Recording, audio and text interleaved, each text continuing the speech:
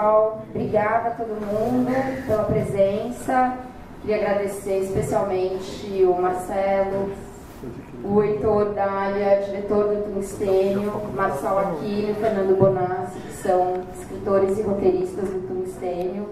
Então a gente vai começar, Marcelo vai começar apresentando um pouco Todos os Santos, que é o livro novo.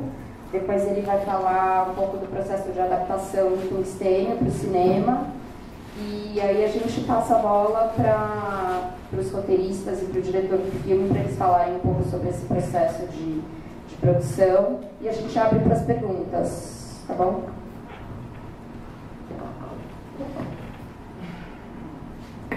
Olá, boa tarde. Obrigado por ter vindo.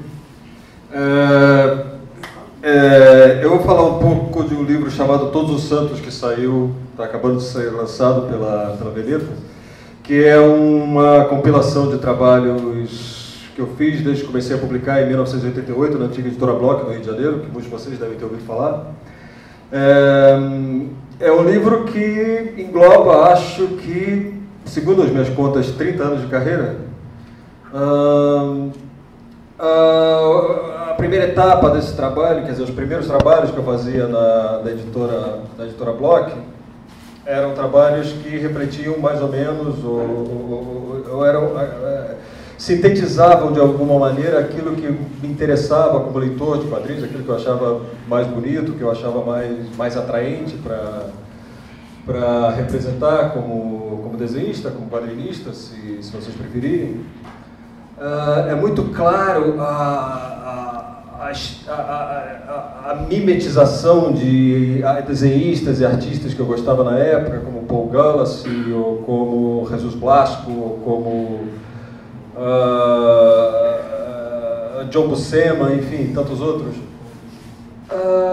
O que acontece é que depois de um determinado momento, depois desse primeiro período na Bloch, e eu sempre gosto de referir que o fato de eu ter começado a trabalhar numa editora como a Bloch, tendo tido a oportunidade de trabalhar em uma estrutura serializada mensalmente, foi fundamental para o meu aprendizado, de alguma maneira, porque eu tive a oportunidade de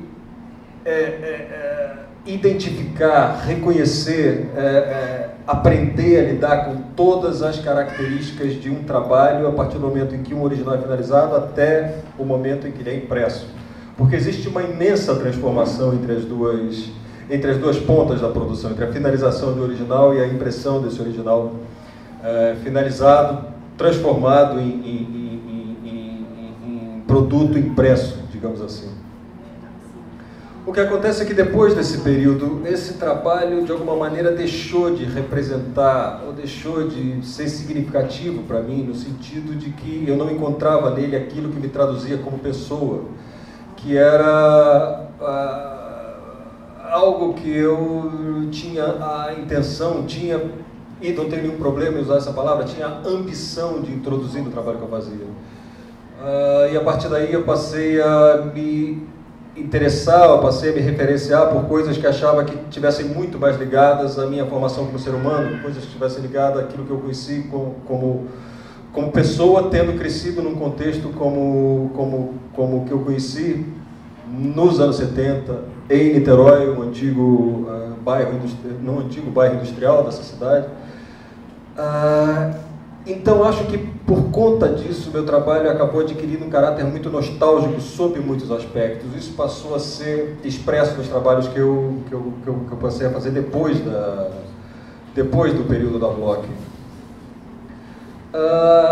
Eu passei a tentar encontrar uma maneira de repensar os quadrinhos a partir dos primeiros quadrinhos que chegaram até nós, a partir dos primeiros quadrinhos que formalizaram aquilo que nós entendemos como quadrinhos nos dias de hoje. Ou seja, eu passei a me referenciar nos quadrinhos do século XIX, que são, digamos, a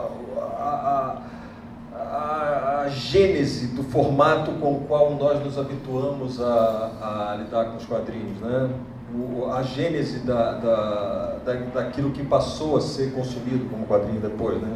No formato de revista, nas páginas de jornal e tudo.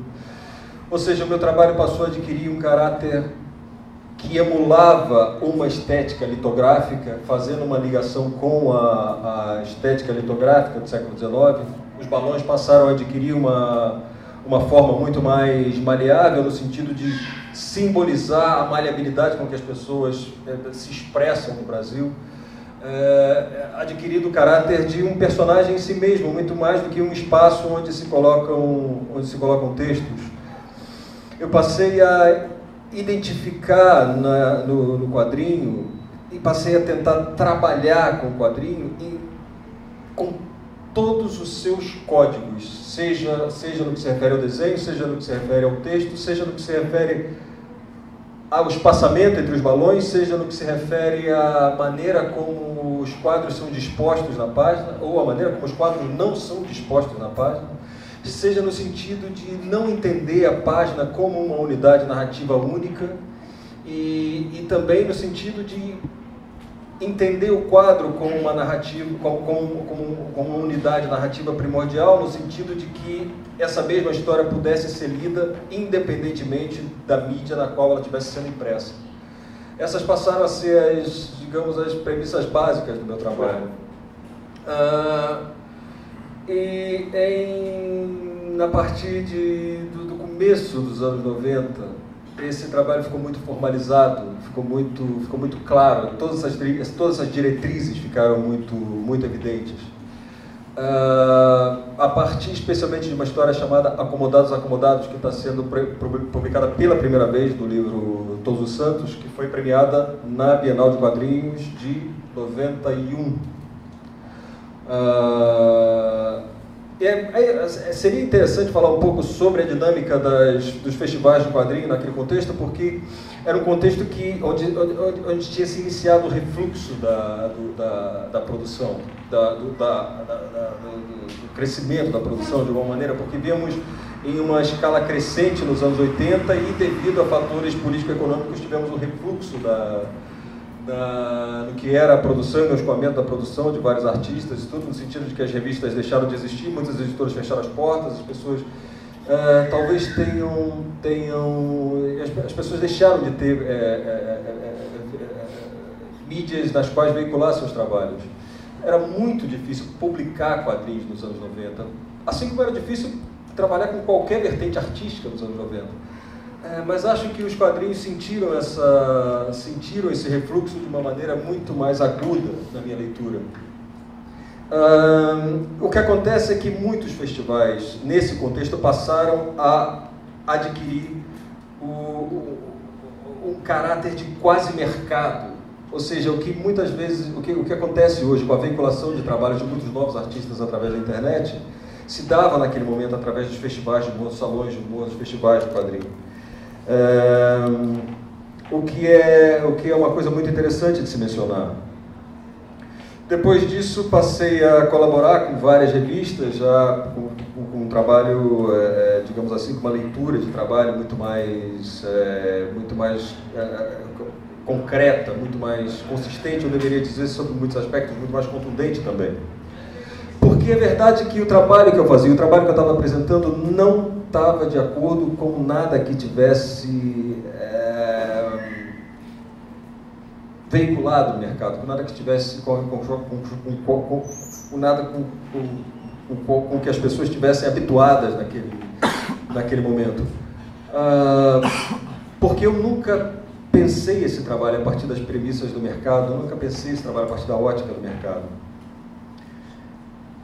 Por um lado, porque não havia um mercado no qual ele pudesse ser encaixado. Por outro lado, porque eu nunca tive o instinto da acomodação do meu trabalho a partir de paradigmas muito determinados. Eu sempre tive muitos problemas com a adoção de paradigmas. Depois disso, passei a colaborar com várias revistas, tudo. Passei um longo período trabalhando como animador enquanto ia produzindo histórias que depois vieram a ser publicadas em álbuns como Sábado dos Meus Amores, Almas Públicas e tudo.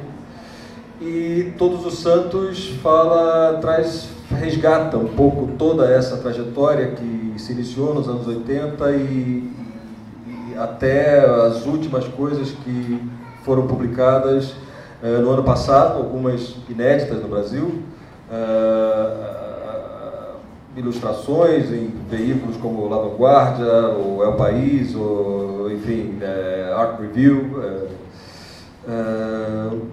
tudo isso, e eu estou muito orgulhoso que esse material finalmente seja publicado no Brasil pela primeira vez, assim como Acomodados esteja sendo publicado pela primeira vez no Brasil. E acho que é isso. Acho que o livro tem um projeto gráfico muito ambicioso, muito interessante do meu ponto de vista. É um material do qual estou muito orgulhoso. Eu realmente espero que vocês gostem do livro, espero que vocês se identifiquem com o livro, espero que de alguma maneira vocês encontrem um modo de se comunicar com tudo que está impresso ali. Acho que essa é uma boa introdução para o Todos os Santos. Acho que a gente poderia talvez começar a falar um pouco sobre a adaptação do filme que vem a reboque nesse evento que a gente está começando aqui. O filme é baseado numa história em quadrinho que eu publiquei nessa casa em 2014, chamado Tungstênio, que nasceu de duas vertentes. Primeiro nasceu de um convite que me foi feito por Roberto Ribeiro, que era o editor da Casa 21, no começo dos anos 2000, para fazer um livro sobre Salvador, que estava inserido numa série chamada Cidades Ilustradas. E eu passei 2 semanas em Salvador. Foi o maior período que eu passei nessa cidade. No entanto, Salvador é uma cidade que sempre teve, de alguma maneira, no meu imaginário. Sempre foi uma cidade da qual eu me senti muito próximo. Sempre foi uma cidade a respeito da qual eu sempre tive uma imensa curiosidade. Seja pela literatura, seja pela música, seja por tudo isso que já foi dito sobre a cidade de Salvador, pelo fato dela ter sido a primeira capital do Brasil, pelo fato de, e eu sempre gosto de deixar isso muito claro, pelo fato de ser uma cidade onde é muito identificável, onde é muito presente, é muito visível toda uma série de fatores, valores, figuras, coisas que amalgamadas resultaram na sociedade brasileira que a gente conhece hoje em dia. E ter conhecido a cidade, ter podido transitar pela cidade, buscar referências, entrevistar pessoas, fotografar a cidade, da maneira como eu fui capaz de fazer naquele período, foi quase como me encontrar comigo mesmo. Desde então, a cidade de Salvador voltou a estar entre as minhas histórias, entre as minhas referências em várias ocasiões. Enquanto eu trabalhava nesse livro, eu juntei todo o material na cidade de Salvador e voltei para a Europa para trabalhar no livro que foi lançado em 2005. E enquanto eu trabalhava no livro, eu adquiri o hábito de escutar a rádio local baiana, que era a Rádio Sociedade da Bahia. E eu ouvi uma notícia de rádio em que dizia que dois pescadores tinham sido presos por um policial paisano que passava nas imediações do Forte Montserrat e que os tinha surpreendido caçando com bombas. A notícia não acrescentava nenhum dado mais relevante, mas antes que eu pudesse perceber, eu já tinha começado a imaginar uma teia de relações entre esses personagens.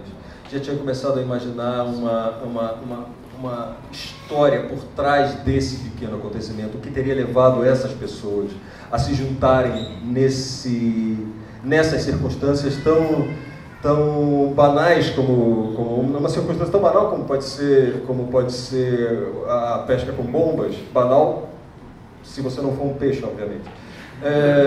E pensava, e a história começou a nascer assim. Passado um tempo, eu recebi um convite de um editor espanhol chamado José Maria Berenguer, que foi talvez um dos principais editores underground da Europa, e ele tinha lido um livro meu chamado Sábado dos Meus Amores. E ele entrou em contato comigo, me perguntou se eu tinha um projeto para apresentar para a editora dele, se tinha gostado muito do meu trabalho e tudo, e se eu não estaria interessado em apresentar um projeto para ele. E eu apresentei o projeto de uma história chamada O Que Resta, que foi o primeiro título de Tungstênio. E imediatamente ele disse: sim, eu adorei, eu acho que isso pode ser publicado em tanto tempo, está aqui o contrato, já está assinado e vamos embora. O título Tungstênio foi ganhando corpo à medida que eu fui trabalhando na história, quer dizer, a história foi me indicando o quão metaforicamente poderia ser poderoso um título como Tungstênio, pelo fato de ser o metal que tem o maior ponto de ebulição que se conhece, pelo fato de representar a forma como as pessoas podem ser capazes de lidar com o metal do dia a dia, se elas vão ser capazes de romper esse metal, se elas vão ser capazes de contornar esse metal, se elas vão ser capazes de ultrapassar a dureza desse metal, a dureza das circunstâncias, a dureza que as circunstâncias da vida impõem a elas. Essa foi a gênese do Tungstênio. E o álbum foi publicado em 2014. E no final de 2014 eu recebi uma chamada pelo Facebook de alguém que se identificava como Heitor Dália, e dizendo: eu me chamo Heitor Dália, eu achei o seu livro muito interessante, que talvez a gente pudesse conversar sobre uma adaptação. E eu achei a ideia muito interessante. Imediatamente a gente começou a conversar e eu vejo isso assim, eu vejo isso dessa forma e vamos em frente, e tudo foi assim. Acho que a gente poderia entrar um pouco no filme agora, se a gente colocasse algumas imagens e tudo isso.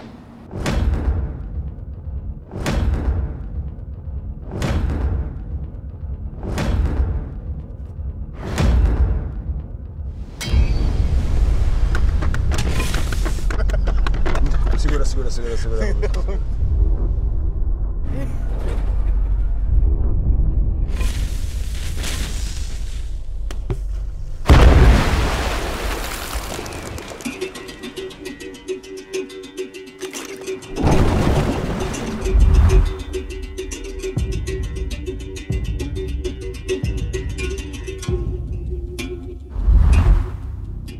Você respeita a mulher que você tem em casa, viu? Você respeita, porque eu não tô aqui de brincadeira. Eu não sou sua empregada. Eu não vou fazer porra nenhuma. Pensa que eu não sei o que tu anda fazendo por aí? Safado! Vocês vão me ouvir. Bingo. Gostou? Covarde, safado! Vai tomar mais, hein? A gente vai resolver isso em terra. Você é maluca, bicho? Vou vender maconha pra Milico, porra? E como é que tu ficou amigo dele, pô? Amigo. Amigo nada, rapaz.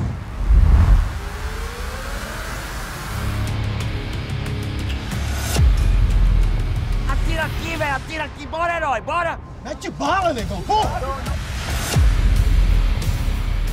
Tô ligado, velho. Então fique ligado mesmo. Que se tu aprontar, eu quebro você, meu irmão. Que é isso, Richard? Você tem amor à sua vida, não tem? Polícia, não mexe!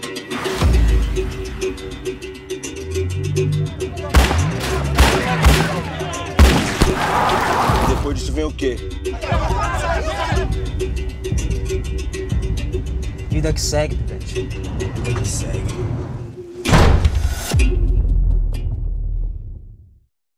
Então, Tungstênio é uma história, como eu falei, criada em torno desse acontecimento, né, que foi ouvido na rádio. Apresenta 4 personagens que se interrelacionam ao redor desse acontecimento, né? Um ex-sargento do Exército que, de alguma maneira, tenta organizar o mundo a partir da hierarquia. Um outro personagem que tenta organizar o mundo em volta dele a partir da lei, que é o Richard, que é um policial. Uma mulher que tenta organizar os sentimentos dela em relação à relação que ela tem com o marido. E um pequeno traficante que tenta organizar as circunstâncias para que elas convirjam para um fim que ele considera que pode ser beneficioso para ele. Acho que o filme expressa essa coisa, essa é a forma como eu entendo. Eu gostaria agora de ouvir dos colegas presentes sobre o filme, sobre sua relação com o filme. Podendo começar com livro, roteiro e depois o filme. Boa tarde. Eu tenho uma relação muito particular com essa história toda. Na verdade, ela é mais intensa do que possa parecer. Eu sou muito apaixonado por quadrinhos. Eu acompanho quadrinhos, embora eu seja um escritor de texto, eu acompanho quadrinhos com muita atenção, sobretudo quadrinhos brasileiros. E eu era muito, assim, sou muito fã do trabalho do Quintanilha. Eu achava incrível o trabalho dele. Eu tenho, para mim, embora as pessoas vão dizer que não, uma relação com o cinema por conta do quadrinho. Eu acho que o quadrinho tem um parentesco, assim, muito próximo. Para mim, o quadrinho é um cinema estático. É um cinema que você pode voltar a cena muito antes de existir o videocassete. Você volta para ver de novo, mas o quadrinho, ele paga um tributo, na minha opinião, muito grande à linguagem do cinema. Pelo menos na minha experiência pessoal. Então, eu sempre acompanhei o trabalho do Marcelo e me surpreendi quando eu li o Tungstênio por uma razão muito simples. Se eu não conhecesse o Marcelo, não soubesse da biografia dele, eu ia pensar que eu estava diante de um artista baiano. Porque a capacidade de captar a realidade da Bahia, de Salvador, da rua de Salvador, a prosódia, o tipo de personagem, aquela malemolência de Salvador, aquela coisa que realmente só o baiano tem, parecia uma coisa demais, mas é a coisa do artista. E eu fiquei muito apaixonado por esse quadrinho, e eu peguei esse quadrinho e levei na televisão. Eu trabalho na TV, e na época a gente estava trabalhando muito de perto na discussão do que era linguagem de séries e linguagem de novela. Nós estávamos lá para implantar as tais séries na TV aberta. Então o nosso assunto era seriado, o tempo todo seriado, nós só falávamos de seriado. Então eu levei esse quadrinho para o diretor, meu diretor de entretenimento da televisão. Ele leu, ele não tinha intimidade com quadrinhos, mas obviamente ele ficou apaixonado. Mostrei para o Bonassi, que é meu parceiro de escrita. Mostrei para o Luiz Fernando Carvalho, que é um diretor acostumado a lidar com universos infilmáveis, né? O Luiz Fernando, por exemplo, adaptou Lavoura Arcaica do Raduan Nassar. Magnífico. Pois é um filme único, né? Daqueles filmes únicos, até porque não existe roteiro naquilo lá, aquilo é um processo sem roteiro. Então o Luiz Fernando também, só que todo mundo tinha uma visão muito pragmática das coisas. Dizia assim para mim, me lembro o meu diretor me dizendo assim, o artista não tem outros 10 iguais a esse para a gente fazer uma série? Eu falei, o artista levou 2 anos para fazer isso. O negócio não é assim, porque eu digo, tava essa história de série, só se falava de série. Você emplacar um longa lá na ocasião era impossível, era negócio de série.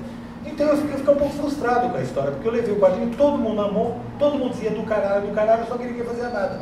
E eu fiquei com aquilo. Por coincidência, eu fui me encontrar com o Heitor, com quem eu já tinha trabalhado. Eu trabalhei com o Heitor nos 2 primeiros filmes do Heitor, o Nina, e sobretudo no segundo, que tem uma incursão no universo do quadrinho, que é o Cheiro do Rabo. Eu conheci o Lourenço na época, mostrei o trabalho do Lourenço para o Heitor. E quando, era de novo aquela sensação, né? Quando nós estávamos fazendo o Nina, o Heitor me disse assim, você que lê autores brasileiros aí, se você encontrar com um livro bacana, e eu, por coincidência, entrei na Livraria Cultura e vi o livro do Lourenço, O Cheiro do Rabo, que era uma edição de merda. Uma edição muito ruim, gente. Desculpa, sou obrigado a dizer isso. Eles amam o Lourenço lá na Deville, mas a edição é precária. Só que o negócio era tão forte que pela primeira vez na vida eu me vi assim, lendo no metrô, não parava de ler. Eu liguei na hora para o Heitor, falei, achei o livro que você vai filmar. E o resto é história, porque isso aí meteu o Lourenço numa outra perspectiva. O Cheiro do Rabo foi um filme de muito sucesso, para os nossos padrões. O resultado artístico eu acho magnífico. Eu até pensava diferente, você sabe disso. Eu achava arriscado fazer aquilo, porque o herói do Cheiro do Rabo é um herói cínico. E é uma coisa pesada para a gente abordar em cinema. E o Heitor inteligentemente deu aquilo um trato de humor. Eu acho uma das grandes obras dessa retomada do cinema brasileiro. Eu não sou nem um pouco cabotino estando envolvido, porque eu sei a dificuldade que foi fazer. Todo mundo amava, de novo, todo mundo amava, mas ninguém dava dinheiro, lembra disso? Aí a gente arrumou o Celton Mello. Aí todo mundo amava, todo mundo tirava foto com o Celton Mello e ninguém dava dinheiro. Então teve uma hora que o filme foi feito às próprias custas S.A. É um desses milagres do cinema brasileiro, que eu sempre falo, eu sei aonde eu estou metido, eu sei o que é fazer cinema brasileiro. Eu tenho 25 anos de envolvimento com o cinema brasileiro, sei o que significa isso. Espero que no juízo final tenha alguma coisinha a nosso favor por fazer isso, porque aqui na Terra não pagou nada, não pagou placebo, sabe? Mas voltando ao Tungstênio, eu encontro com o Heitor, e o Heitor sempre é um cara maravilhoso, porque o Heitor tem sempre 2, 3 projetos, tá falando, o Heitor é muito ativo, muito apaixonado por cinema, e falou-se a palavra Tungstênio. E eu disse, que Tungstênio? Do Quintanilha? Sim, o Quintanilha, eu vou fazer um filme. Como você vai fazer um filme? Eu vou fazer um filme do quadrinho do Quintanilha. Falei, tô nessa. nem que seja para ler roteiro. Ele falou, não tem roteiro ainda, tem um estudo que o Marcelo está fazendo. Nos engajamos na hora. Aí eu pude dar o troco. Eu levei o projeto na televisão. E nós, antes mesmo de ter roteiro, eu me lembro disso, tinha dinheiro com o filme. O que é uma loucura, assim, cinema brasileiro, mais uma dessas mágicas. O meu chefe na época na Globo me disse o seguinte: vocês vão fazer o roteiro? Se vocês vão fazer o roteiro, eu dou dinheiro. E aí foi controlar um pouco a ansiedade do reitor, porque eu só podia escrever como Bonassi dali a 6 meses, né? Nos valemos do roteiro que o Marcelo Quintanilha tinha feito, porque, gente, adaptar quadrinho, não dá para dizer que é mais fácil, mas é menos, você tem menos tarefas do que quando você vai adaptar um livro. Quando você vai adaptar um livro de texto, pelo menos a minha experiência me diz isso, você pergunta ao diretor, que filme você vê aqui dentro do livro? Porque cada um lê o livro de uma maneira. No caso do quadrinho, eu acho que o nosso trabalho foi fugir do quadrinho. Porque o quadrinho, ele, de certa maneira, ele funciona meio como um storyboard. Está tudo ali. O ângulo da câmera, a posição dos personagens. Se você bobear, você vai botar na tela o quadrinho. O que é uma falácia, na verdade. Apesar do parentesco, eu acho que cinema é cinema, mas quadrinho é quadrinho. Não vale a pena você botar movimento no seu livro. Vale a pena ler o seu livro com outra linguagem, que é a linguagem audiovisual. Então a nossa tentativa foi nesse sentido, de fazer o roteiro. Foi muito divertido de fazer. Foi muito divertido de fazer, foi muito rápido. Você está falando que em 15 dias a gente tinha um primeiro tratamento. 15 dias a gente botou esse roteiro de pé. Com uma coisa magnífica que eu aprendi. Eu li umas 4 vezes e na leitura da adaptação foi que eu entendi o quadrinho.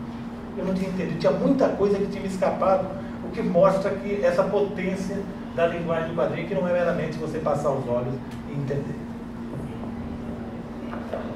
Boa tarde. Rapidinho, só para acrescentar uma coisa bacana, isso eu não tenho não sou um conhecedor de quadrinho, o livro me foi apresentado, não conhecia o Marcelo, o livro me foi apresentado pelo Marcelo nessa circunstância em que ele leva para a TV, eu fazia parte desse negócio, dessa discussão do que se fazia ou não na TV naquele momento.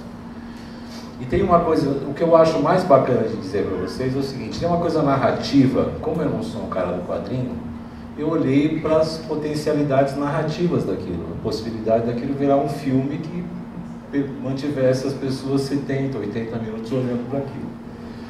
O filme narra histórias de pessoas muito simples, numa coisa muito simples como essa que ele disse, desse fato criminal que ele leu no jornal dos caras da bomba e do polícia que resolve acudir tudo. Mas tem um jogo interessante narrativo na história, está latente e a gente procurou assegurar que isso estivesse presente no filme. Todas as histórias estão com um tempo invertido, um tempo um pouco antecipado. As coisas, embora você no final entenda que elas estão acontecendo em paralelo, ele faz um deslocamento assim de 5 graus de cada história, de maneira que uma se confunde com a outra. Então uma hora o cara está falando uma coisa aqui, aparece um pedacinho daquela história que de certa maneira dialoga com isso, mas talvez não.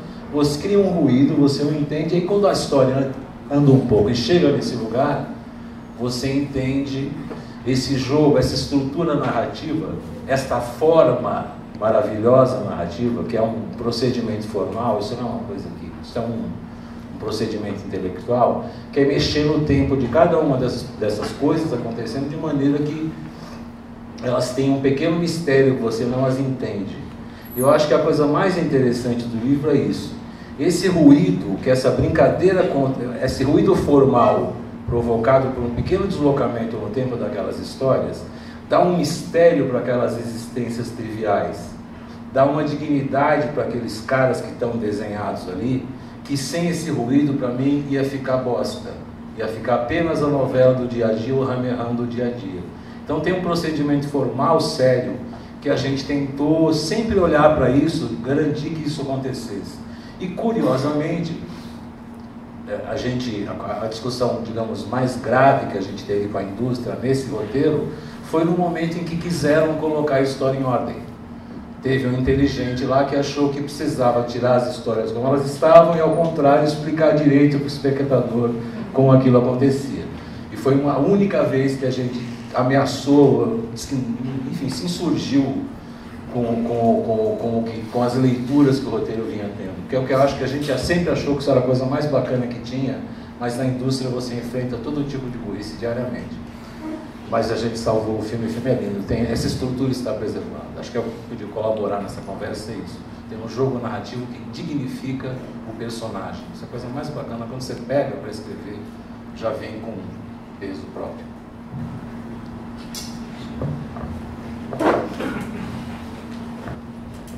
Oi, gente, boa tarde.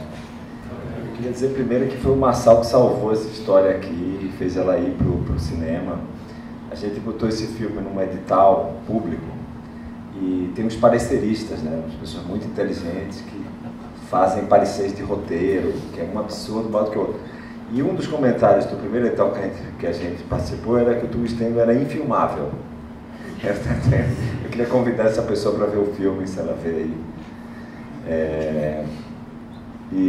Assim, mas assim, a gente ia ser difícil assim, conseguir levar esse filme para as telas por uma característica, assim, que é um filme que ele faz um retrato social, mas ele dialoga com o universo dos quadrinhos, que tem uma linguagem super, como o Bonassi mesmo apontou, super sofisticada, e ao mesmo tempo também ela é uma linguagem pop, que vem dos quadrinhos. Então, assim, era um filme difícil de encaixar, né? Você nem se situa ele no universo de um filme de arte, do que está acostumado nos festivais, que também fazem essas crônicas sociais ou analisam o Brasil. E também ele não é um filme comercial, mas ele fala com o público. Sim, a gente viu na pré-estreia que a gente teve aqui, assim, uma reação assim incrível, que me lembra muito outro filme que a gente fez junto, que é O Cheiro do Ralo. Foi uma recepção assim muito entusiástica assim, para o filme. Então, mas graças a essa visão que o Marçal teve, né, de conduzir esse processo lá dentro da Globo, o filme pôde ser feito, poder achar porque eu gostava muito do filme, mas eu tinha dúvidas se a gente ia achar um lugar, a não ser que fosse uma produção própria, se a gente ia conseguir fazer esse filme, por essa característica dele não conseguir se encaixar nem em um lugar nem em outro, assim, nem um filme comercial, nem um filme do filme do que você considera assim, um filme de arte tradicional, assim, um filme mais... Era muito complexo, as pessoas não entendiam muito também isso como forma de roteiro, né? A outra coisa que eu queria observar aqui é o seguinte, o Marcelo comentou que o filme foi feito em 2000, o quadrinho foi lançado em 2014, né? E aí você vê como o artista, né, ele é uma antena mesmo do tempo, né? Assim, né? E como às vezes os artistas conseguem capturar um zeitgeist do que vai acontecer. Em 2014 lança o filme, a gente começou a conversar no final de 2014, tem 2015 um ano ali de molho, e quando o Marçal, né, nos salvou ali da 2016, o filme foi feito em um ano, a gente teve final de 2016, 2017 a gente finaliza esse filme e lança em 2018, que é hoje, né, maio de 2018, esse filme está ganhando o mundo, né, sendo visto pela primeira vez. E como esse filme, em 2018, ele consegue traduzir assim, o Brasil de hoje, né, que é a coisa que eu falo assim, né, como o Marcelo lá atrás, né, tem essa visão, né, de trazer para a cena tudo que nesses 4 anos depois viraram pauta total de discussão no Brasil. A gente tem hoje um personagem que é o Ney, que é um personagem que tem saudade da ditadura militar, né, então a gente está vendo, né, esse sentimento que aqui é retratado como irônico e sarcástico, como real, né, a gente tem uma intervenção militar no Rio de Janeiro, teve uma ameaça de golpe ao Supremo pelo comandante das Forças Armadas brasileiras, você tem um candidato com 17% de intenção de voto. Então esse tema da volta dessa ditadura e dessa ordem está em pauta no Brasil de hoje, absolutamente contemporâneo, absolutamente atual. Discussões sobre o racismo estrutural, né? Discussão de raça que a gente está tendo cada vez mais nos últimos anos, o movimento negro ativo, combativo, trazendo essas questões à tona, né? Um problema do nosso privilégio racial, né? Que a gente vê refletido aqui também, né? Olha aqui, ó, não tem nenhuma pessoa negra nem falando, nem na plateia, entendeu? A gente vive esse racismo estrutural, né? Tem um ali, ó, 2 pessoas, 3, tá? 3. Né? Que se colocam hoje como negras e talvez, alguns anos atrás, isso não fosse em pauta, porque tem essa coisa assim, sabe assim, hoje em dia as pessoas estão se assumindo, assim, né, que a gente, por muito tempo a gente achou que o Brasil era um país miscigenado e que isso estava resolvido, né, essa questão racial, a gente é um país feliz, as raças convivem bem, nós somos solidários no samba, no carnaval, na música popular. E hoje em dia a gente está entendendo que não é um problema que a gente tem que tratar, tem que combater, assim, sabe? E a gente tem que se posicionar com relação a isso em todos os tempos. O Tungstênio, né, o quadrinho, que o Marcelo faz isso, de trazer pela primeira vez até para a Europa personagens negros protagonistas. O filme também aqui, né, o elenco majoritariamente negro, assim, uma honra poder trabalhar com esses atores da Bahia, um aprendizado, lidar com esse universo, poder trocar tanto, né? Então, assim, foi muito bacana. O filme também discute a questão de gênero, né? Discute a exclusão, né? Essa linha da sobrevivência, discute a violência policial que está em baila no Brasil hoje. Rio de Janeiro, esse ano, 59 policiais mortos, assim, sabe? Então, assim, a gente vive uma guerra civil, né, por conta da exclusão, por conta da pobreza brasileira, onde a polícia ela é vítima e ela é vitimizadora também. Ela morre muito e mata muito, porque sobra para ela resolver todas as questões que o Estado não consegue resolver, sem dinheiro, sem salário, sem preparação, e tendo que ser esse escudo entre esse conflito social que a gente vive aí, essa guerra civil disfarçada, né, que tem mais assassinatos aqui do que já, você vê o conflito atual Palestina-Israel, morrem também isso, acho que, sei lá, 40 pessoas, assim, mídia mundial, a gente tem isso daily basis no Brasil. 40 morreram em Belém 3 semanas atrás. Então, assim, a gente tem uma guerra civil em andamento, e a gente vive com ela fazendo de conta que ela não existe. Então, e eu acho que o Tungstênio ele captura todos esses temas muito presentes no Brasil, que são os temas atuais mais discutidos no momento, que é a questão dos movimentos identitários, a questão do gênero, a questão dessa possibilidade de uma intervenção militar no Brasil. Então o Marcelo capturou isso do jeito muito fortemente, assim, sabe? Tipo, e até quando eu fiz o filme eu não tinha tanta noção dessa atualidade, assim. Acho que o filme encontrou uma sincronia com o tempo dele, refletindo muito bem o Brasil do que a gente vive hoje, né?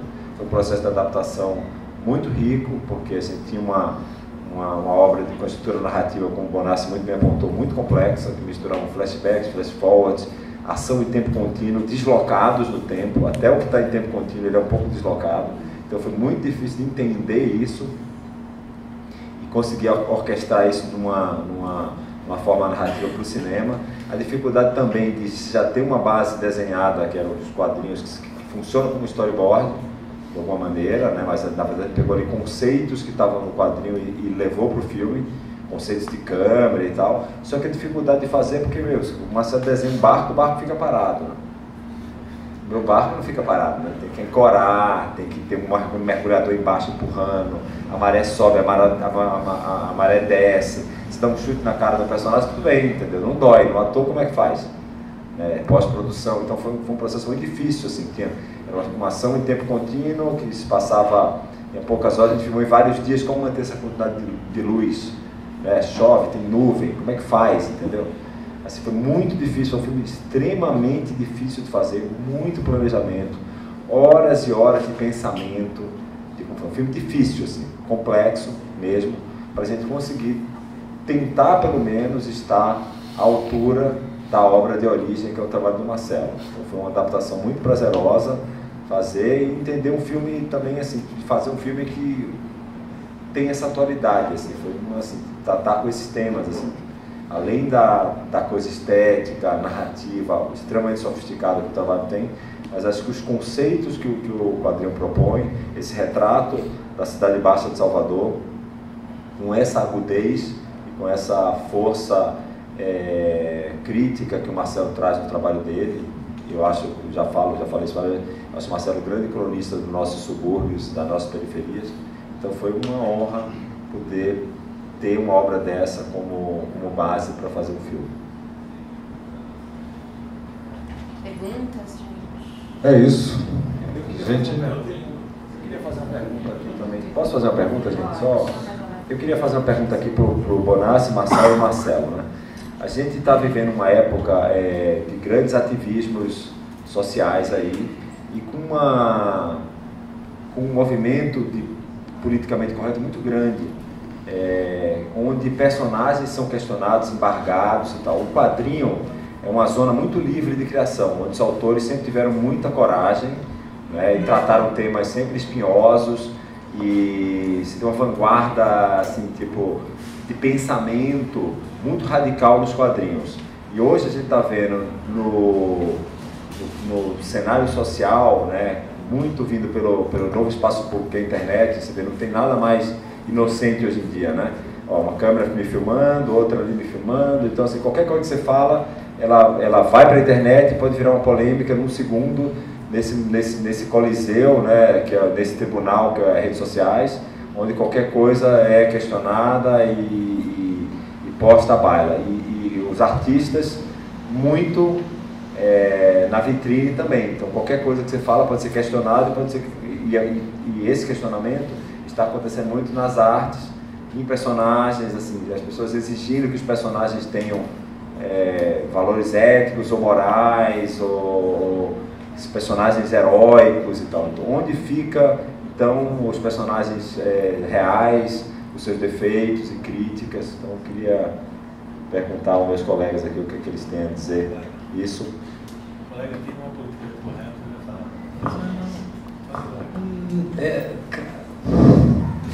Ó, a filhos da puta de todas as cores, cara. É isso que, por exemplo, isso norteia o meu pensamento quando eu sento para escrever.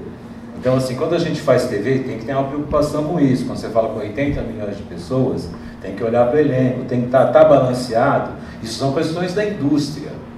São questões que a gente, assim, bate no peito achando que a gente vence, mas a indústria que faz dinheiro com isso está mais preocupada com isso do que a gente.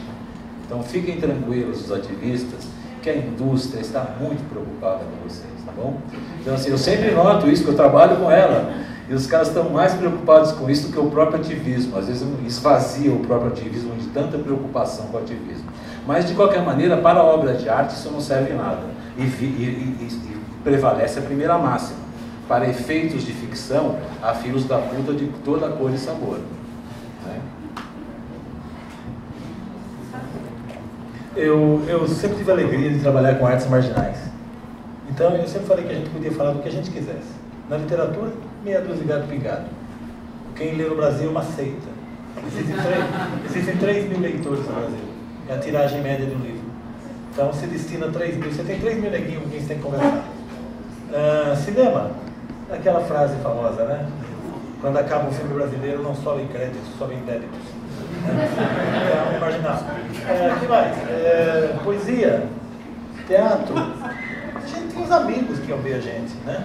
Quando você vai trabalhar na televisão, você está num outro patamar.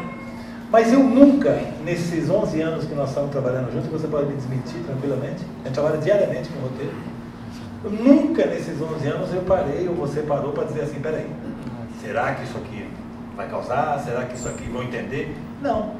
A gente cria com honestidade intelectual, a gente cria com verdade, a gente procura fazer isso, mesmo estando dentro da televisão, onde a gente sabe que é uma indústria, as regras são claras, né? Eu nunca me senti impedido de falar sobre este ou aquele assunto. Então a única coisa que mudou é que hoje eu acho que assim, com as redes sociais, existe uma vitrine para essa turma marginal que assistia a gente e comentava a boca pequena. Você está mais exposto hoje, evidentemente. Agora, não muda nada para nós. Eu acho que não mexe. Eu me sinto muito estimulado a falar das incoerências e das contradições. Esse é o material de um artista. Não é? Se tivesse tudo muito bom, gente, não haveria razão nenhuma para escrever literatura. É mais gostoso ficar em casa vendo filme, vendo série. Dá trabalho escrever, sabe? Dá trabalho fazer cinema, é caro, é incompreendido. Dá trabalho desenhar. Eu conheço um desenhista que fala, não, eu prefiro escrever porque vocês põem uma linha na página, vocês ganham. Eu tenho que fazer toda uma prancheta, não sei o quê. Então eu acho assim, para nós, criadores, se é que posso me posicionar nesse lugar, não muda. O mundo, quanto mais contradições houver no mundo, melhor para nós. O dia que o mundo estiver bonitinho, nós todos fechamos para balanço, moçada. Então, é importante que existam essas crises, sim. É importante que as pessoas briguem. Eu só acho assim, como o Brasil, particularmente no campo político, não tem tradição de debate político, nunca houve, porque nós viemos... Eu sou filho de uma ditadura. Eu cresci na década de 70. Eu entrei com 12, saí com 22 anos. São os anos da minha formação que foi sob ditadura, assim. Hoje em dia, eu falo para minha filha, existe uma liberdade que vocês nem têm ideia de que vocês são livres. Nós tínhamos a liberdade muito cerceada. Então eu fico pensando assim, não, moçada, qualquer que seja o estado do mundo, não interessam as relações políticas, sociais. O ser humano é angustiado por nascença, por natureza. E essa é a nossa matéria-prima de trabalho. Eu assim, nunca vai faltar assunto para a gente. E olhando o mundo como está hoje, eu só espero que, politicamente, a gente caminhe para um entendimento, num certo momento, que o país está precisando disso. Essa polarização está enchendo um pouco o saco, sabe? O garçom tem que ter posição política. Eu já vivi isso no passado. Na década de 70, você tinha que ter posições políticas, cobravam de você posições políticas. Eu acho assim, essa obrigatoriedade de você não está comigo e você está contra mim, isso eu acho um pouco... É um processo pelo qual nós temos que atravessar, eu sinto isso.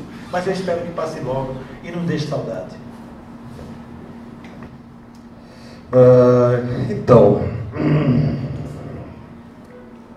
eu acho que o Bonassi e o Marçal já falaram muito bem sobre esse tema. O que eu poderia acrescentar nessa discussão no sentido de que, quando eu comecei a trabalhar quadrinhos, quando meu trabalho se formalizou, da maneira como ele se formalizou e tudo, ele passou a apresentar personagens, figuras, coisas, elementos que historicamente não eram percebidos como pertencentes à produção de quadrinhos até aquele momento. Dizendo de uma maneira objetiva, não era habitual que houvessem personagens não brancos na história, que houvessem personagens que habitassem espaços que não fossem espaços identificados com uma determinada classe social. A pobreza era muito pouco vista nos quadrinhos. E eu vou colocar 1 milhão de aspas entre a palavra pobreza, porque o Brasil apresenta níveis de pobreza muito escalonados, né? Temos vários tipos de pobreza até um nível da insalubridade, né? Meus personagens, em geral, a imensa maioria dos meus personagens fazem parte, talvez, do corte econômico mais amplo da sociedade brasileira. No entanto, eles eram identificados como personagens marginais, o que sempre me chamou muito a atenção, o que sempre foi extremamente chocante para mim, porque meus personagens não transitam em espaços insalubres, meus personagens não transitam em espaços onde não haja dignidade, meus personagens não transitam em espaços onde haja o crime por si só. São personagens que são a esmagadora maioria da classe média brasileira. Esses personagens estão inseridos dentro da economia brasileira. Eu tento representar da maneira mais significativa que eu consigo a cara que o Brasil tem, aquilo com que eu convivi vivendo no Brasil, aquilo que eu conheci tendo crescido no contexto em que eu cresci, nos anos 70 e anos 80 no Brasil, as pessoas com quem eu travei relações, tudo aquilo que de alguma maneira me constituiu como pessoa. Isso inevitavelmente está expresso nas histórias que eu faço, independentemente dos discursos ideológicos e tudo,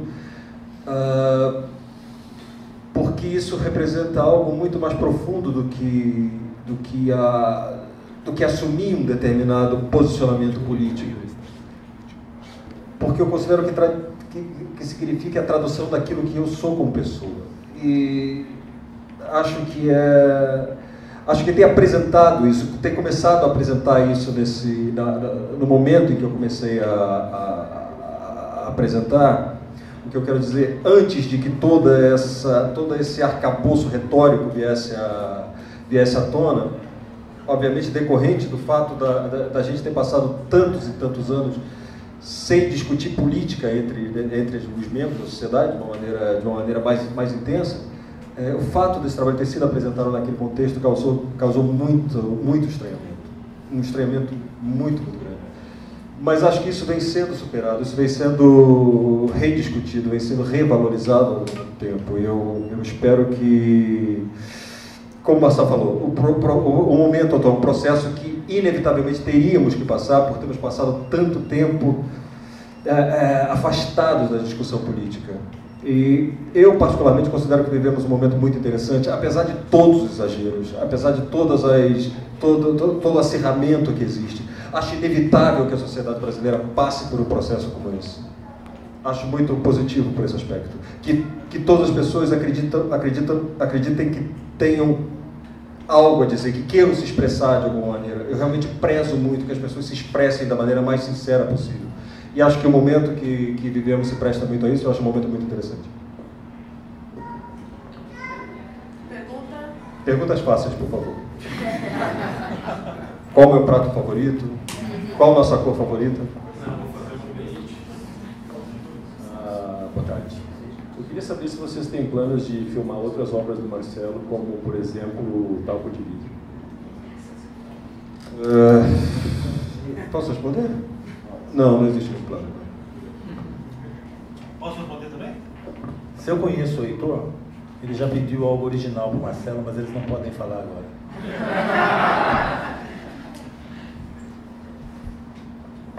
Marcelo tá certo. Eu não sabia de nada disso. Conheço a minha turma. Marcelo, aqui. O Tungstênio ganhou o prêmio de melhor quadrinho policial lá em Moleque, né?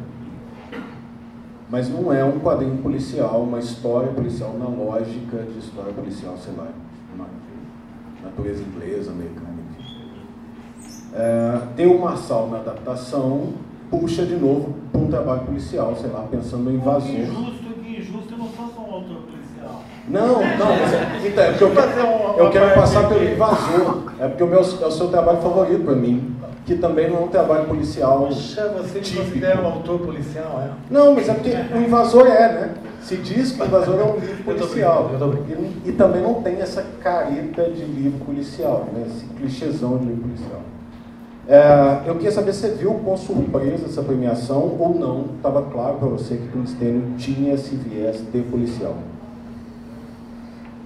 Como brasileiro, muitas coisas me surpreendem na vida.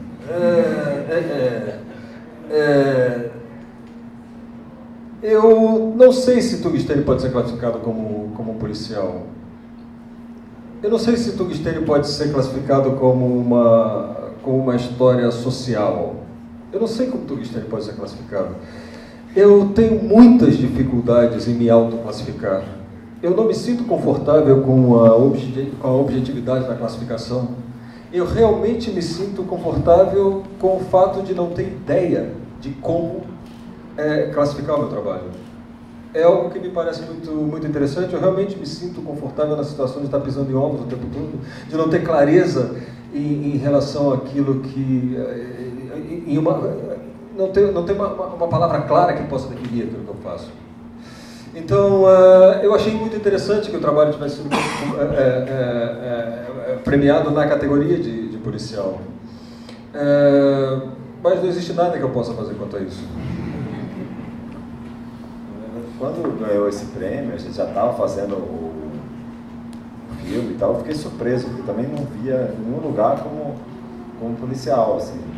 Mas acho que todo mundo ficou feliz com o prêmio. Tem um policial lá.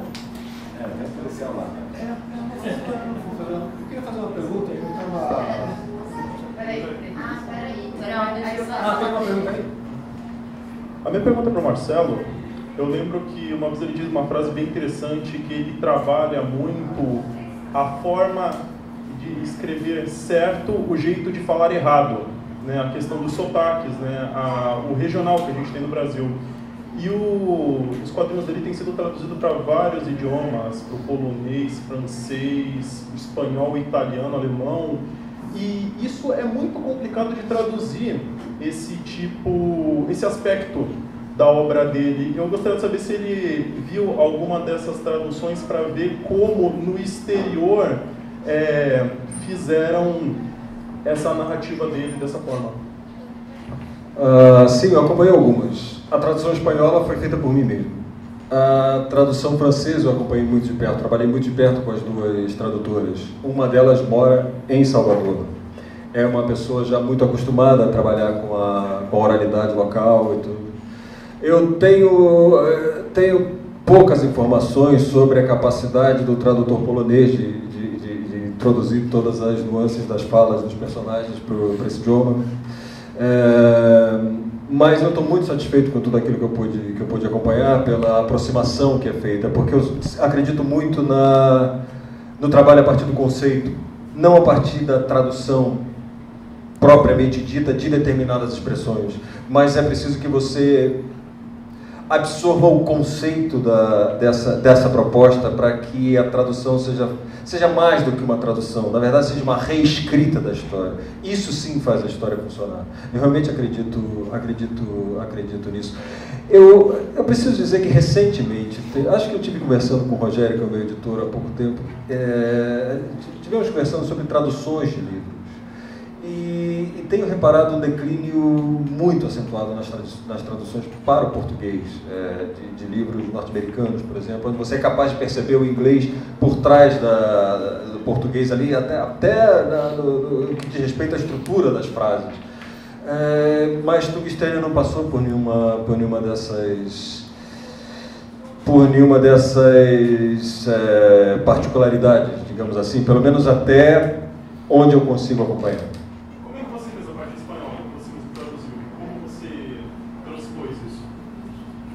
Reescrevendo a história em espanhol, foi assim que eu fiz. Na verdade, o espanhol é minha segunda língua no momento. E eu sou, digamos assim, interessado em tentar captar as nuances do idioma também, no que diz respeito às gírias e a forma como as pessoas se interrelacionam. Foi assim que eu fiz. Obrigado. De nada. Quer ir primeiro?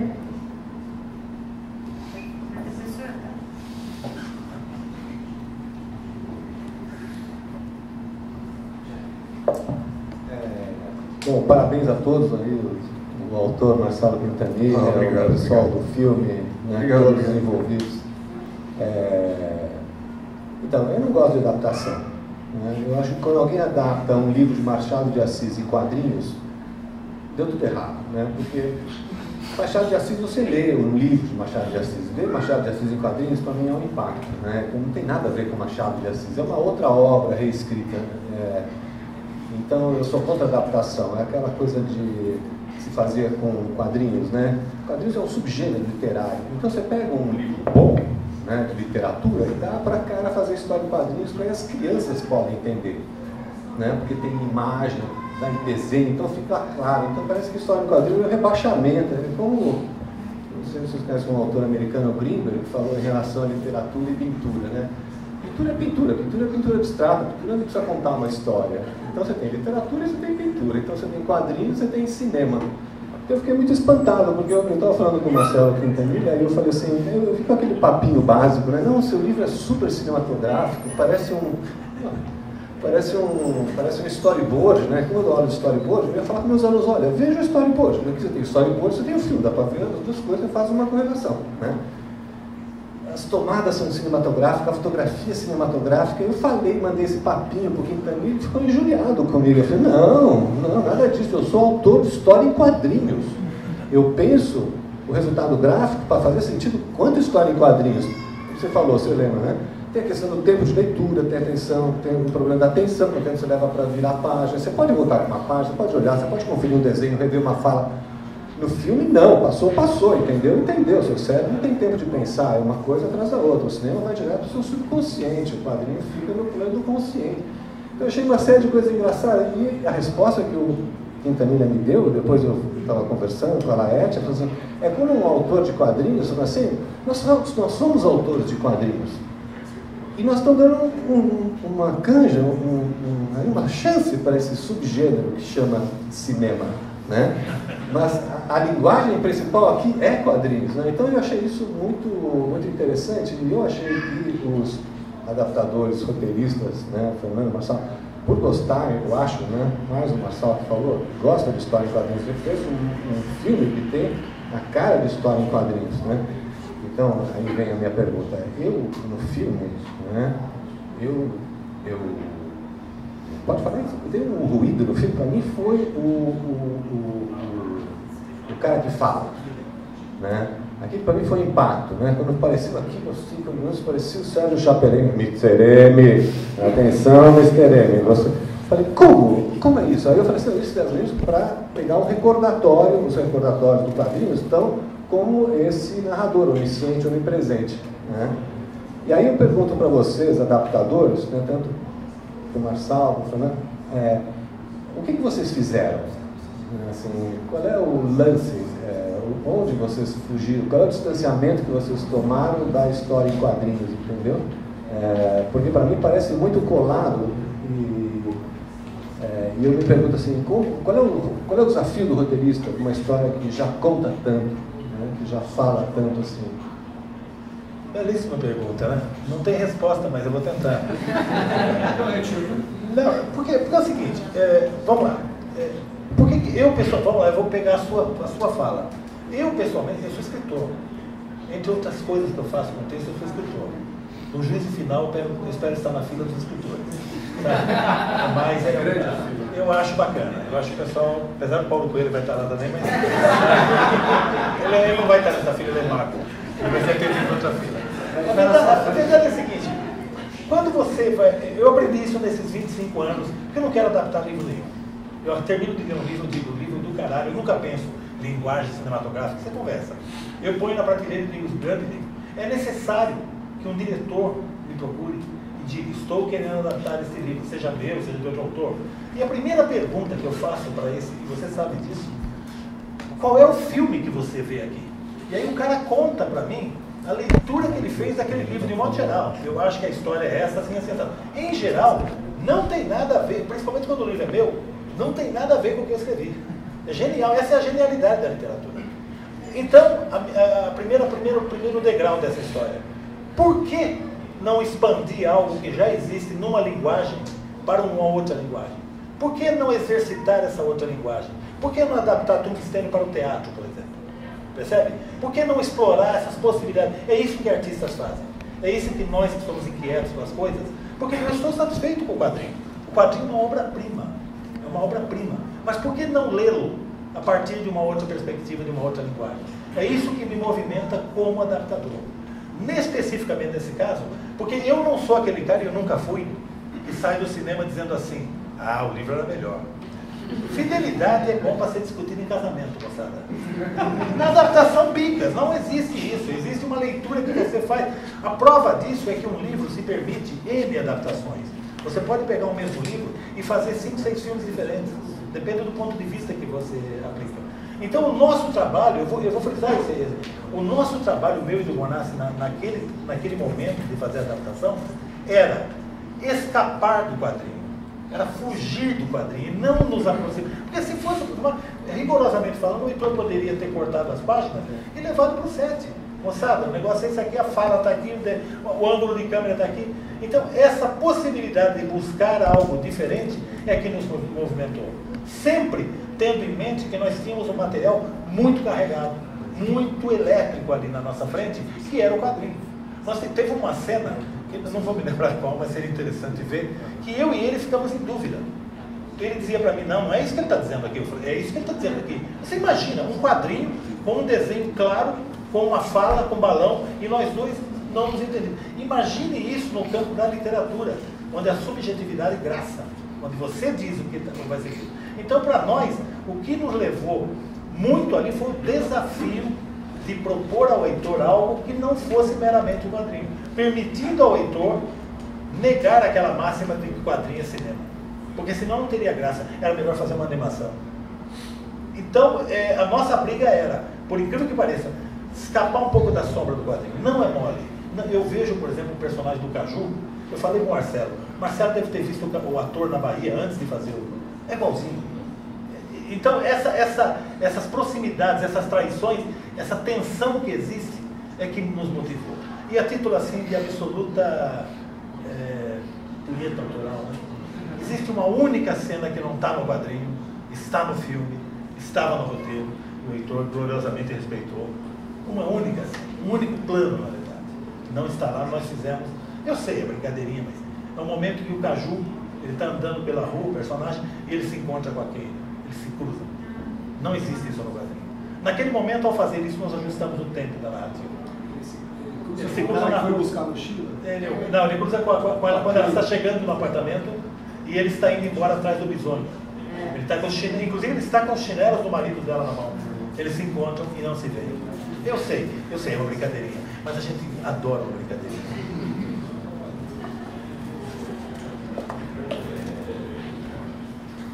Eu, assim, ao contrário de você, sou totalmente a favor das adaptações. Eu acho que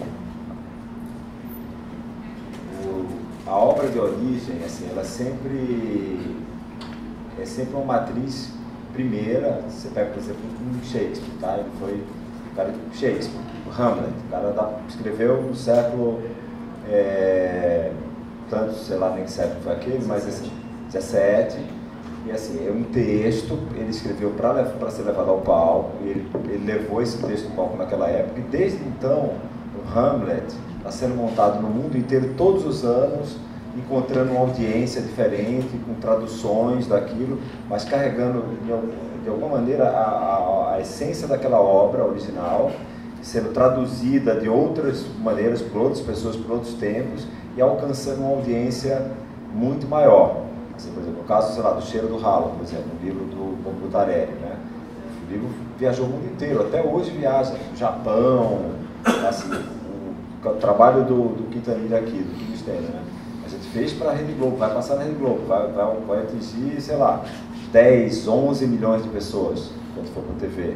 Então, eu acho que, assim, que você potencializa o trabalho original, assim, no sentido que o quadrinho ele tem a origem dele, ele tem o seu público fã, e você vai encontrar nas traduções para o cinema outros públicos que fazem esse diálogo, que remete de volta para a obra, pessoas que compram, leem o quadrinho depois até de ver o filme. Então acho assim que é um diálogo assim, tipo, rico, e eu acho que sempre assim, qualquer obra adaptada ela é infiel à obra original, ela nasce a partir da traição, e ela de alguma maneira é uma homenagem à obra original, porque nunca vai ser a mesma coisa, sempre se referindo àquilo. Depois do Tungstênio do Marcelo, é o apré na pintura, sabe? Olhando Picasso, fizemos isso. Assim.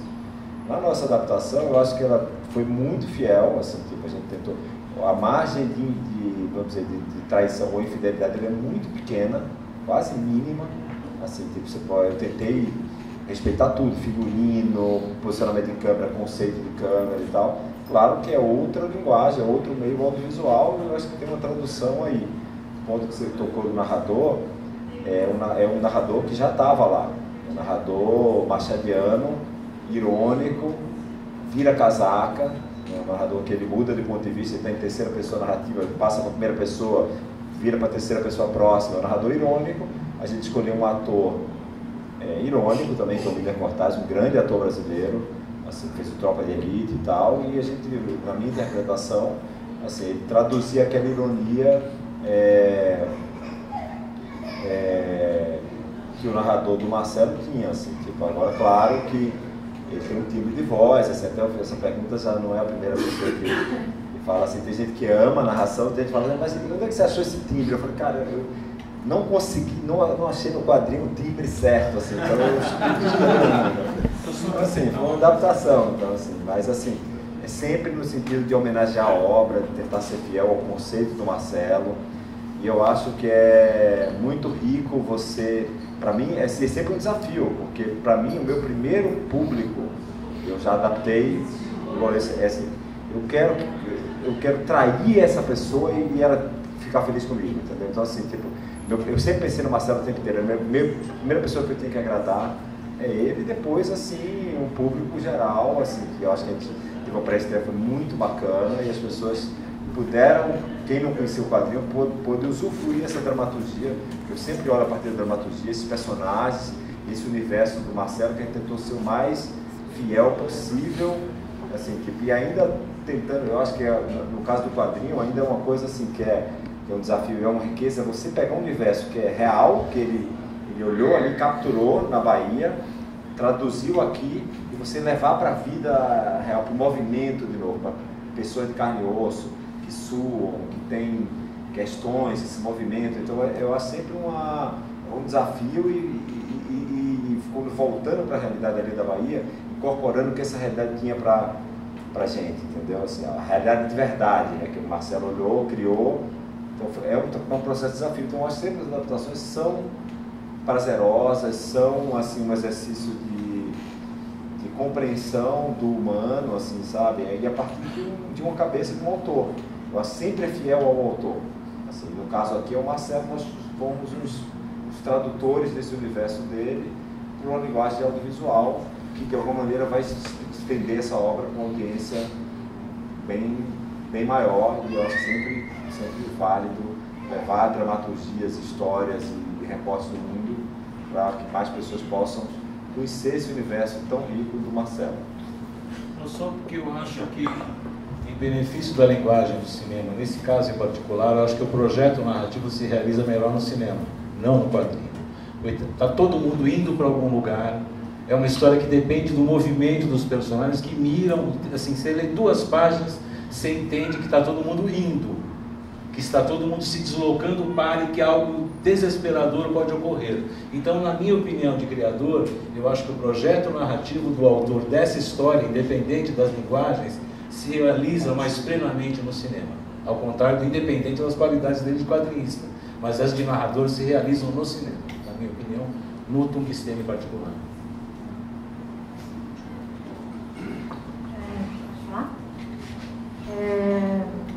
Eu sou obcecada pelo Tungstênio, acho um dos livros mais importantes do Brasil nos últimos tempos, assim, falando não só de quadrinho, mas de literatura.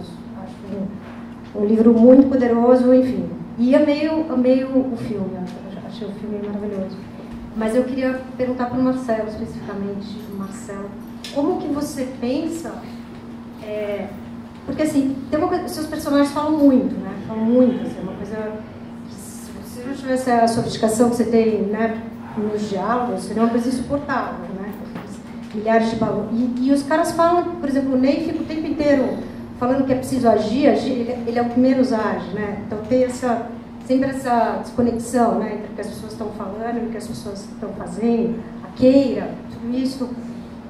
E aí a minha pergunta é, você pensa nesse personagem, quando você começa a desenhar e compor, como é essa sincronia para você dos balões, da cena? Você já pensou tudo isso antes, os personagens? Enfim, a minha questão é...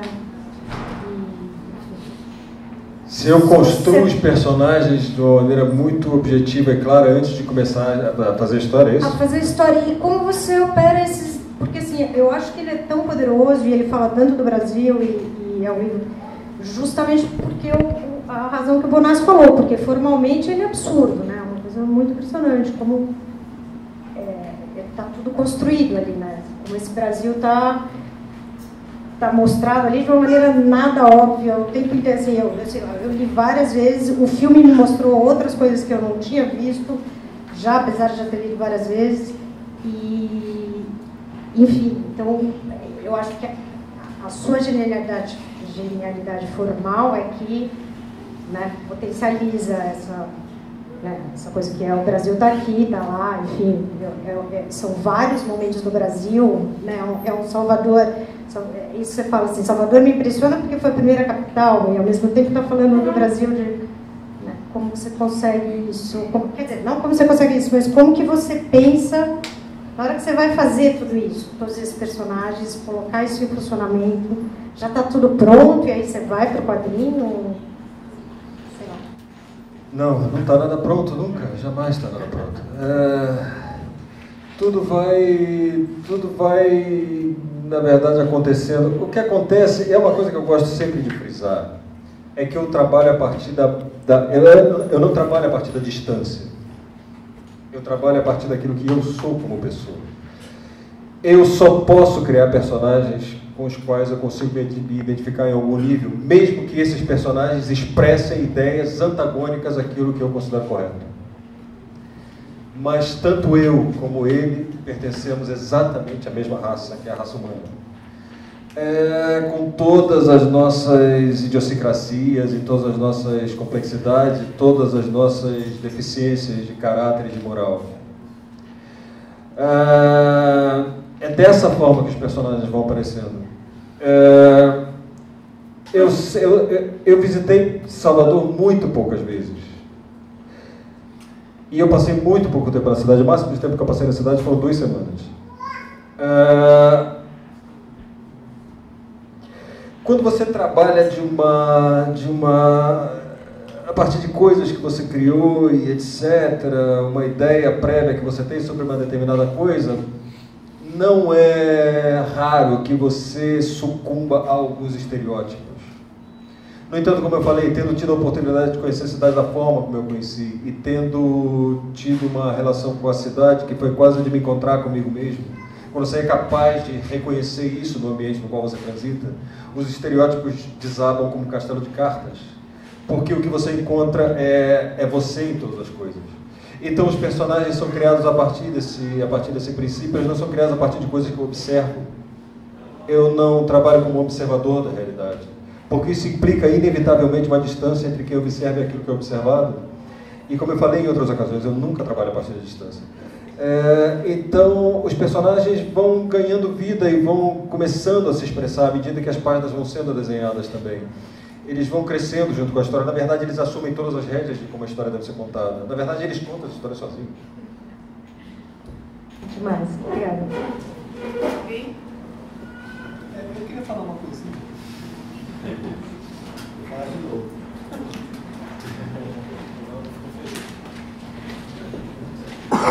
Um dado que às vezes as pessoas esquecem a respeito do Marcelo Quintanilha é que ele é de Niterói. Eu tenho feito todo o possível para as pessoas lembrarem disso. Mas ninguém nasce em Niterói impunemente, entendeu? E aí ele, de Niterói para a Espanha, entendeu? E ele só fala que ele faz a partir, não da distância, mas da proximidade. Então, se alguém pode me dizer como é que alguém que mora na Espanha vê com proximidade alguma coisa que está rolando no subúrbio do Brasil, me avisa, né? Não pode. Então, a situação aqui é a seguinte, a mesma situação de Delacroix, ele foi tanto para o Oriente, né, fez aquele caderno, encheu o caderno, aí depois de um tempo perguntaram, e esses seus cadernos do Oriente? Ele falou assim, eu não preciso mais, porque o Oriente vive dentro de mim. É que nem o Guimarães Rosa, que fala que o sertão vive dentro de você. Você é um suburbano, Marcelo Quintanilha, né? Isso é ótimo, porque é isso que dá a condição de você estar em sintonia com isso. E às vezes, quando a gente pratica, por exemplo, antropologia, você espelha a realidade. Não necessariamente você precisa pensar, você não precisa fazer antropologia, você pode fazer só etnografia. Você só registra o dado de campo. Então eu acho que você é bom nesse espelho, esses diálogos, esse clima de subúrbio, essa falta ar, falta oxigênio, mas é igualzinho, é aquilo ali. Qualquer parte que você retrate é o Brasil. Que nem a gente vê Machado de Assis hoje, alguém que escreveu em 1870, 1880, é igualzinho, não mudou nada. A gente se identifica com isso. Mas isso não está em você. Você faz o espelho, porque isso está dentro de você, mas eu acho, né, acho que você não faz isso conscientemente. Assim, um bom antropólogo tem, para fazer o seu trabalho de etnógrafo, aquilo que você falou, tanto ele como o índio Carajá, ambos são seres humanos. E é isso que permite você entender eles com pessoas concretas. Né? Eu acho que eu não entendi a pergunta. Não tem pergunta. Você é de Niterói? Eu sou de Niterói, sim.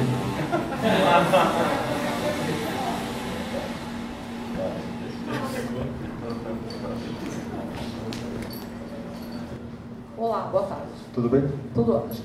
Eu não sei se é uma pergunta ou um comentário. Como eu sou professora de literatura, eu trabalho muito com meus estudantes a questão da literatura canônica e as literaturas negras, indígenas, latino-americanas, africanas e principalmente periféricas. E aí, quando o Heitor faz um comentário, eu fiquei realmente couro mesmo gadeado, pensando nas minhas falas, nas minhas aulas. E porque eu repito uma fala do Sérgio Vaz, excelente escritor da literatura periférica, e tem um momento que o Vaz fala assim, eu estive em vários momentos discutindo a literatura periférica, e uma pessoa me disse, eu moro em Moema, eu não posso escrever? Ele disse, pode, só não sei se vai ficar bom. E eu sempre reitero isso com os estudantes, aí como Dália fala que o Dali, depois o André, né, essa questão do Marcelo, da sua origem, de onde você mora, por onde você passou e como você conseguiu passar isso pelo Tungstênio, eu confesso que segunda-feira eu preciso voltar para minha escola e apresentar o quadrinho e de uma outra forma, né? Quem é esse autor, além do Sérgio Vaz? É claro que eu estou falando de literatura, mas eu considero os quadrinhos não um subgênero, mas dentro, né, uma outra linguagem apenas. E é isso, eu acho que é parabenizar mesmo como você conseguiu pegar isso, transformar, o Heitor transformou num filme. Quando o Marçal também fala as questões das várias posições políticas, ou melhor, de duas posições políticas que a gente vem tendo no nosso país, eu também acho importante, mas eu acho mais importante, pegando a fala de vocês, essa questão de vozes antes muito caladas aparecerem, vozes antes e personagens que não aparecerem como protagonistas. Então, a mulher aparecer, sobretudo a mulher negra, o periférico, além desse personagem, né, que o Marcelo pega em 14, e a gente vê, de fato, vivo, dizendo, não, a gente quer a ditadura de volta, porque, na verdade, o que nós tivemos foi uma dita mole. Então, não é pergunta não, Marcelo, eu quero realmente parabenizá-los. Eu preciso repensar essa questão aí de subúrbio, de quem escreve, como escreve, para quem escreve, e de verdade foi muito bom. Eu não assisti ao filme porque eu trabalho à noite, quando a Avenida chamou, mas só quando eu vi um trailer eu fiz mulher, negra, homens, negros, Salvador. Então, de verdade, muito bom a obra mesmo, e eu vou repensar essa questão de quem é que pode escrever, como escrever, para quem escrever a literatura periférica. Legal. Devolver eu acho assim que para mim um dos filmes mais emocionantes da sessão primeira do Tungstênio foi ver a plateia, porque era uma plateia diversa, muitos negros, muitos amigos da atriz Samira, que foram lá apoiar o rolê dela, sabe? Muitos amigos do Wesley Guimarães, de Salvador, o Sérgio Laurentino, ator negro de Salvador. Então, assim, essa troca, né, e essa diversidade que só enriquece todos nós, pode de alguma maneira ser exercitada nesse filme, em algumas esferas, na equipe, no elenco. Talvez talvez ele não tenha uma diversidade assim, na voz de origem do Marcelo ou outros autores, assim, mas do resto do filme aconteceu e foi muito rico ver como essa troca tem que ser promovida e como ela é saudável e é maravilhosa. Você vê uma plateia, um elenco tão maravilhoso, uma plateia tão maravilhosa, e trazer esses temas para discussão, entendeu? E acho que esses temas têm que ser trazidos de todas as maneiras que a gente conseguir trazer. No lugar que a gente está, no que é possível hoje, assim, e como a gente vai tentar estender e ampliar essa questão da diversidade, da inclusão, assim como a gente vai abordar essa questão do racismo estrutural que o Brasil vive, que nega o tempo inteiro, né? Mas eu acho que cada vez a gente está mais consciente disso. Eu acho que trabalhos como esse só tem a acrescentar nesse debate, e a gente ter mais filmes assim, com também atrizes negras, diretores negros. A gente está fazendo um filme agora na produtora sobre o Luiz Gama, um herói, ele chamou um diretor negro que o Jefferson deu para fazer, assim, são roteiristas negras também para colaborar. Então, assim, a gente está muito nessa missão de tentar ouvir, tentar trabalhar com, assim, promover em todos os espaços que a gente tem esse diálogo, trazer essa diversidade que só enriquece as obras de arte e os discursos narrativos, outras vozes, outras narrativas, outras histórias, a partir de outros pontos de vista que não sejam só os nossos. É isso que você viu, isso que eu falo agora, né? Essa missão. A gente está num momento que, de fato, é meio funcionário, porque quando eu chego aqui para assistir, e aí eu vejo 4 homens brancos, mais uma vez, a gente mantém a estrutura do status quo. Claro. E aí, de repente, me aparece um trailer que eu faço, uau, preciso assistir esse filme. Eu acho que é um processo de mudança mesmo social, de compreensão social, né? Nosso próprio privilégio, assim, entender isso. Quanto mais a gente... quanto mais a gente entende isso, mais assim fica claro isso. Como você notou, eu também notei da plateia. Sim. É que eu olhei, sabe, senão a gente vai ficar mais, esse olhar vai ficando mais apurado. Assim, por exemplo, no filme do Jefferson D, que era um filme que tratava da escravidão, eu como homem branco não me senti, chegou para mim esse roteiro, eu não me senti à vontade para fazer esse filme, porque não, assim, essa voz tem que ser outra. Como no Túnel Estênio eu fiquei super à vontade para fazer, porque era no tema da escravidão, assim, tipo, do Luiz Gama, um herói do movimento negro, eu falei, não, esse filme não é para mim. Assim, e aí a gente começou a conversar com um diretor negro e ele falou, esse é o filme da minha vida. Eu falei, tá certo, vamos fazer. E mesmo assim, essa provocação continuou. Assim, vamos ter, então, legal, roteiro com um roteirista branco. Eu falei, então, legal, vamos ter um roteirista mulher? Aí essa roteirista mulher que a gente convidou falou, então, legal, vamos ter uma roteirista mulher negra? Entendeu? Então, essa discussão, ela está ficando cada vez mais rica. Eu acho que a gente vai só colher frutos positivos dessas narrativas, dessas vozes que estão se levantando, que estão achando espaço para falar e que estão trazendo muita novidade para a gente. Vai ser muito rico ver essas narrativas daqui a um tempo, sabe? E essas mesas vão ficar mais diversas do que essa. Eu acho que tem uma coisa que eu posso falar sobre isso, especialmente pelo fato de ter começado a publicar o trabalho que eu faço no contexto em que eu comecei a publicar, nos anos 90, onde essa discussão era inexistente no panorama do quadrinho e em todos os outros panoramas no que se refere à produção artística, é que é uma discussão que, no meu entendimento, demorou muito a acontecer. Eu acho lamentável que tenhamos demorado tanto a chegar a essa perspectiva de que uma determinada produção artística não realmente apresenta as características daquilo que a gente vê de manhã quando a gente abre os olhos. Essa foi uma das motivações que me fez levar a repensar todo o meu trabalho no final dos anos 80, começo dos anos 90, quando o meu trabalho adquiriu as características que ele passou a ter, porque aquilo que eu via na produção dos quadrinhos não era o que eu via quando eu abria a janela. E era um choque para mim, era realmente um choque. Então, acho que, como eu falei, acho que essa discussão demorou muito a entrar na pauta. Mas entrou. Não vai sair. Provavelmente não. Mas eu não entendi. Você falou que esse filme é um curto-circuito no lugar da fala? Esse filme é? É como um curto-circuito no lugar da fala?